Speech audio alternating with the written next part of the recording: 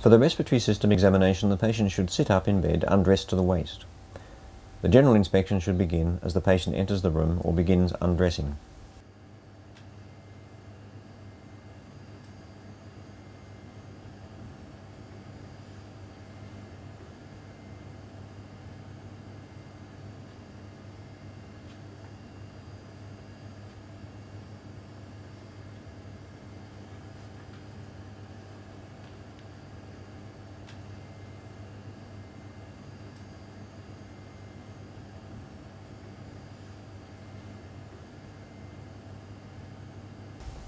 The examiner stands back to look for signs of dyspnea, the rate and depth of respiration, and the use of the accessory muscles of respiration.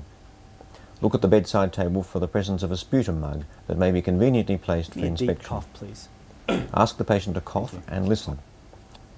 The detailed examination begins with the hands. Look for clubbing, peripheral cyanosis, and tar staining. Squeeze the wrist to detect the tenderness of hypertrophic pulmonary osteoarthropathy. Hands straight out like that for me, please.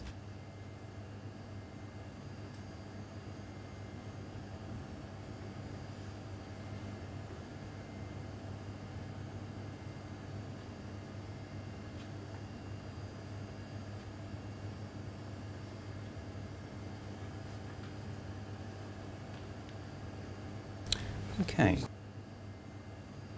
Is that tender when I press there? Okay, let me try this side. Any tenderness there? I'd like you to now spread your fingers apart and keep them apart while Ask the patient to spread the fingers against resistance. And this hand. Weakness can be due to a brachial plexus involvement from a lung carcinoma. Now to put your arms straight out and bend. Then ask the patient to extend the wrists and straighten the arms. Watch for 20 or 30 seconds for the flapping tremor of carbon dioxide narcosis.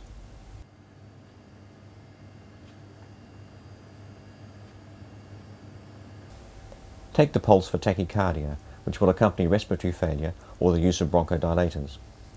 The irregular pulse of atrial fibrillation is common in patients with chronic lung disease.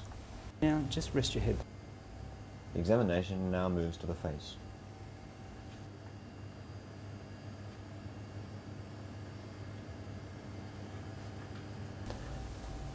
Press the maxillary sinus for tenderness. And if I tap you there... Look carefully at the pupils and eyelids for ptosis. One eyelid is lower than the other, and for the presence of a smaller pupil on that side. This usually means Horner syndrome, which can be caused by an apical lung tumour.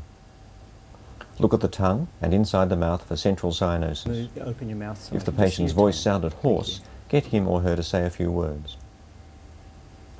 The examiner now has to decide if the trachea is midline or deviated to one side. It is important to be gentle and feel with the forefinger for the space on either side of the trachea. Deviation of the trachea to one side suggests upper lobe abnormalities, so it may be helpful to make this assessment at this stage. Most clinicians examine the back of the chest next. There are likely to be more signs of lung disease there. Sit the patient over the edge of the bed.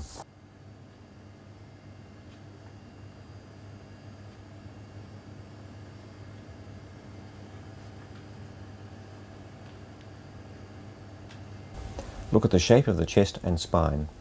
Look for thoracotomy scars that may indicate previous lung surgery.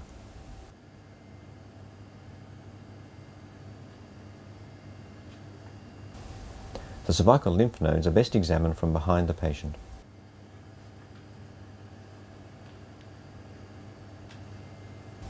Some people find it easier to examine the supraclavicular nodes from this position.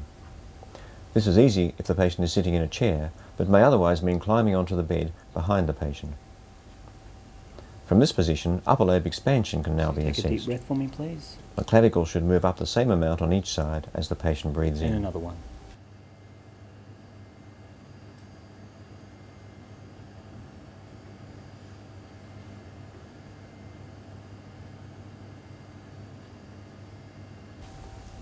Lower lobe expansion is assessed by the examiners wrapping the hands around the base of the thorax. The thumbs are kept off the chest wall to allow them to move as the patient breathes in and out deeply.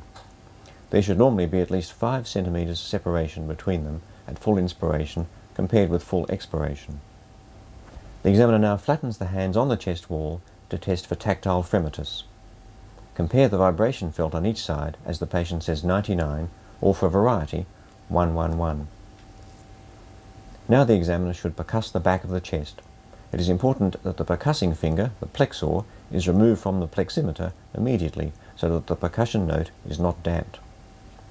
The examiner should remember the surface anatomy of the lobes of the lung while percussing.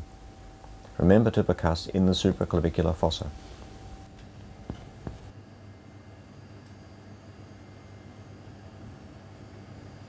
I'd like you to put your arms just a bit more in front. Thank you.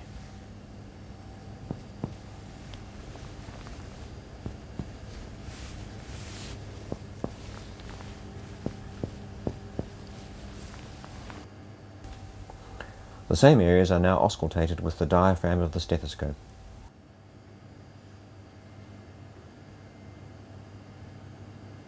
Normal breath sounds are called vesicular. And out. And keep doing that for me, please.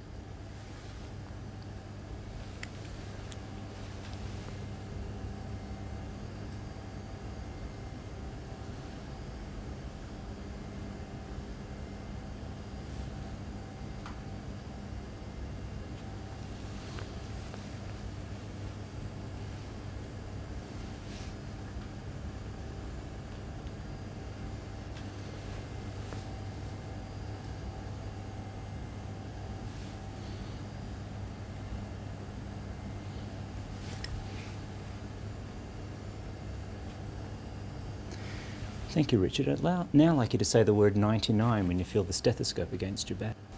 Vocal resonance is tested by listening to with the stethoscope as the patient speaks.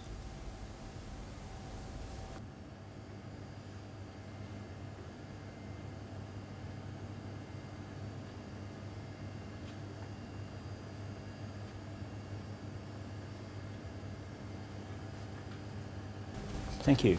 Now get the patient back in bed.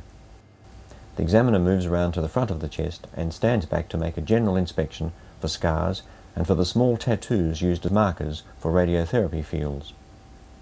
The skin may appear erythematous if the area has received a course of radiotherapy. The supraclavicular nodes are examined here if this has not been done from behind. Expansion of the upper chest is best assessed by inspection.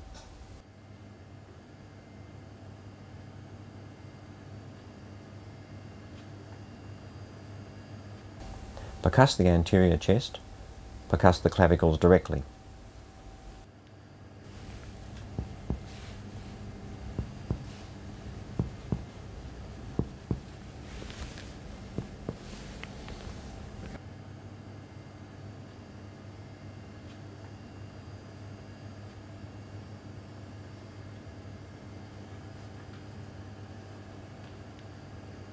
Auscultate.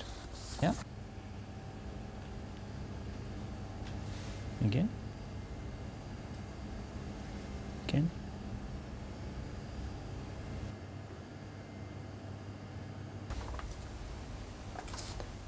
The examination is not complete without an assessment of the cardiovascular system for signs of right heart failure, which can be secondary to chronic lung disease. The examiner looks for elevation of the JVP. If there is evidence of right heart failure, auscultate the heart, feel the liver, and look at the legs for edema.